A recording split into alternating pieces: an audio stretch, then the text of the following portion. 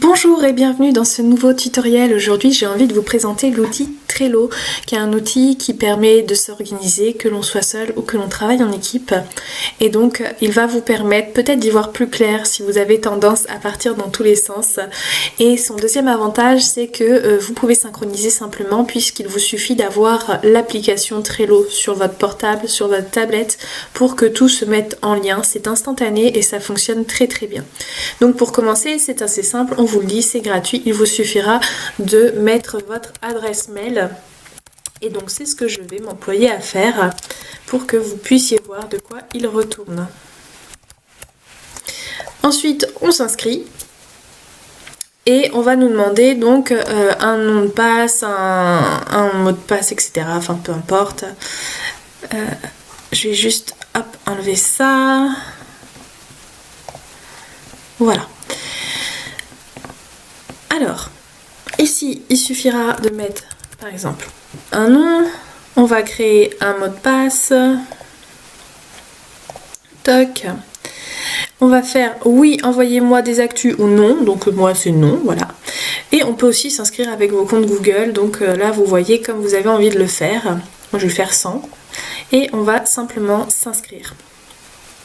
Les choses se mettent en place et vous allez arriver sur la page d'accueil de Trello. Voilà, donc là on vous propose donc de nommer un nom à votre équipe. Donc moi je vais faire très simple. Le type d'équipe, c'est qu'est-ce que vous faites exactement. Donc là, je ne saurais pas trop quoi mettre. Allez, on va mettre marketing. Et vous pouvez ajouter des membres en plus. Ici, on vous demande de confirmer votre adresse mail. Donc vous avez 14 jours pour le faire. Moi, je ne vais pas le faire maintenant puisque l'idée, c'est pas forcément de garder cette adresse mail puisque j'ai déjà Trello sur d'autres comptes. On va pouvoir continuer et on vous explique que vous avez la possibilité d'utiliser pendant 30 jours l'offre Business Class, que vous n'êtes absolument pas obligé parce que ça marche très bien sans. Et donc il suffira d'aller en dessous et de faire commencer sans Business Class. Et là on vous dit c'est parti. Donc on va suivre et c'est parti. Donc ici vous avez quand même tout un tutoriel qui vous explique progressivement toutes les étapes que vous pouvez avoir. Il n'est pas forcément usuel de l'utiliser, enfin moi en tout cas j'en ai pas eu besoin puisqu'à l'époque ça ne se faisait pas, mais je vais vous montrer un petit peu comment ça fonctionne. Alors Trello, qu'est-ce que c'est?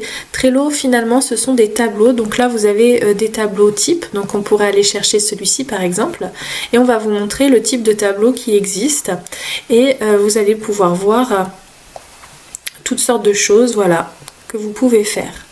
Moi je vais vous montrer comment on peut le fabriquer. Donc là vous voyez quand je vais dans tableau on retrouve les tableaux qui sont faits et vous pouvez faire simplement créer un nouveau tableau et c'est ce que je vais faire maintenant.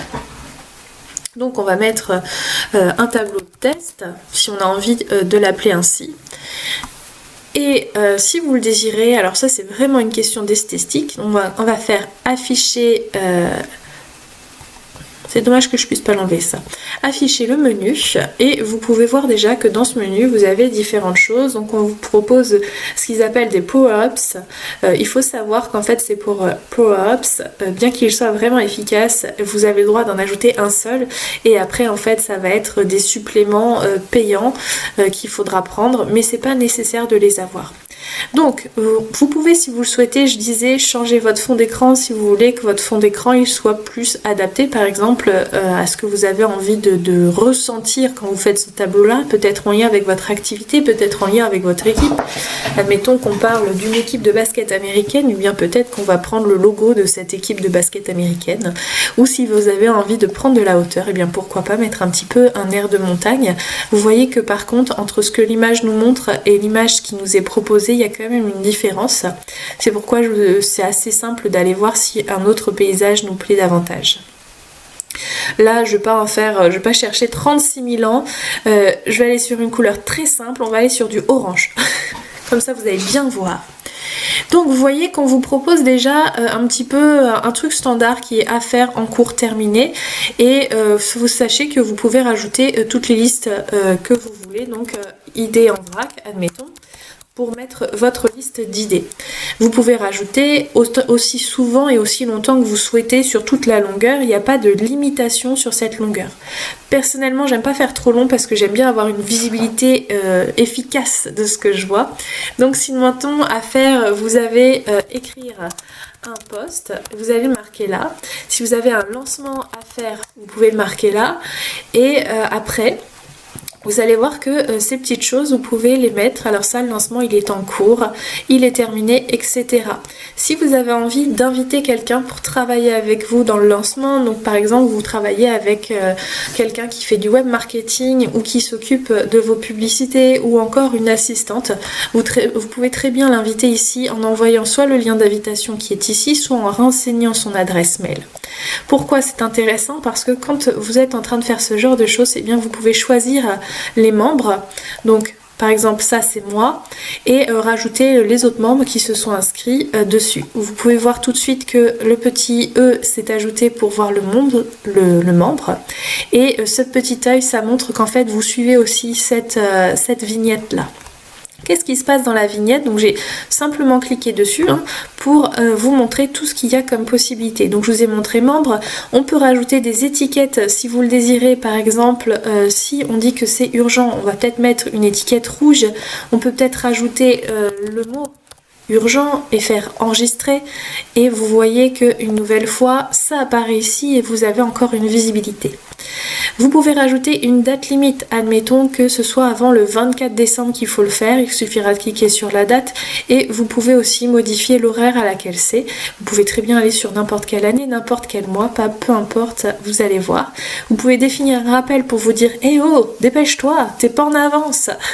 Vous pouvez définir un jour ou quelques heures à l'avance, il n'y a pas de souci, et vous faites enregistrer, et vous voyez que la date apparaît ici, et de la même manière, elle apparaît ici. Ensuite, vous avez la possibilité de faire des checklists, et ça, les checklists, c'est sympa. Alors vous pouvez modifier le titre de cette checklist. Vous pouvez mettre, je sais pas, liste pour A.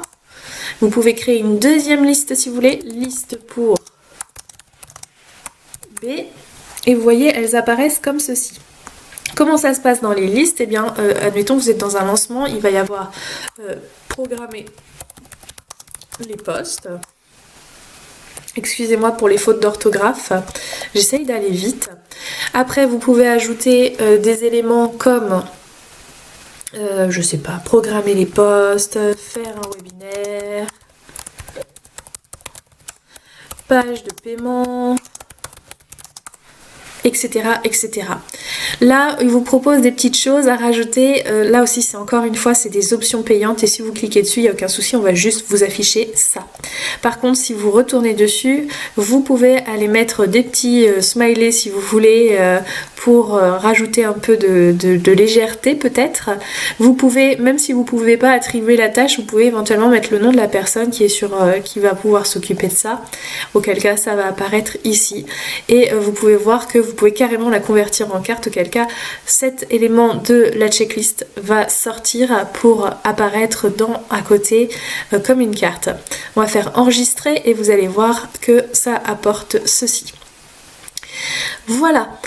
Ce qui est intéressant aussi, et c'est purement visuel et psychologique, c'est que hop, vous cliquez et vous avez votre élément. Vous pouvez aussi cacher les éléments complétés si vous le désirez, ou les afficher, peu importe, ou encore les supprimer. Ça n'a aucune espèce d'importance. Ça va dépendre de votre organisation personnel.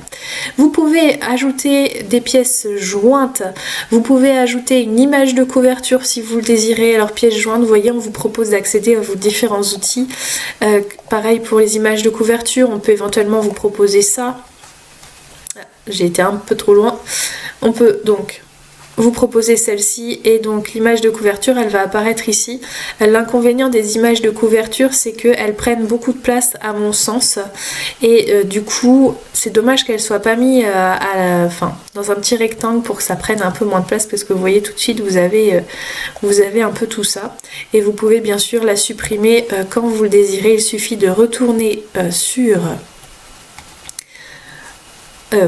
mais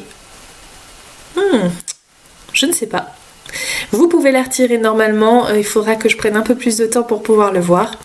Et voilà, après vous pouvez déplacer, vous pouvez la copier, vous pouvez en faire un modèle si vous avez envie de la faire, ou vous pouvez encore l'archiver quand vous avez terminé. Hop, ici je referme et vous allez pouvoir voir que, donc si vous le désirez, vous pouvez le modifier où vous voulez, hein, comme je vous le disais. Ça ne change rien et ça va vraiment vous permettre de faire ce que vous avez envie. Donc ça dépend en fait de la façon dont vous travaillez. Donc là c'est mis à faire en cours terminé. Vous pouvez très bien programmer une planification en mettant tous les mois de l'année et tout ce que vous avez prévu programmer de faire. Ça va fonctionner de la même manière et cet outil je trouve bien utile du coup pour y voir plus clair, ou même quand on peut faire un tableau directement pour un lancement direct et voir tout ce qu'il y a à faire pour le lancement, qui s'occupe de quoi, et pouvoir voir aussi si on a des idées pêle-mêle, pouvoir les déplacer comme on veut, un petit peu comme si on avait des post-it et qu'on les changeait de place à chaque fois. Voilà pour cet outil, j'espère que ça vous a aidé. En tout cas, moi je suis ravie d'avoir pu vous apporter ça, si ça vous apporte quelque chose effectivement. Vous pouvez donc, si vous avez aimé la publication, la vidéo, vous pouvez la partager si vous pensez que c'est un outil d'organisation qui pourrait aider quelqu'un. Et encore, vous pouvez choisir de la partager de manière plus concrète ou commenter si vous avez envie de rajouter quelque chose, de poser des questions, pourquoi pas pour un autre tutoriel plus complet qui pourrait répondre à vos questions. Je vous souhaite en tout cas une très belle journée, très belle soirée en fonction de l'heure à laquelle vous regardez cette vidéo et je vous dis à très bientôt.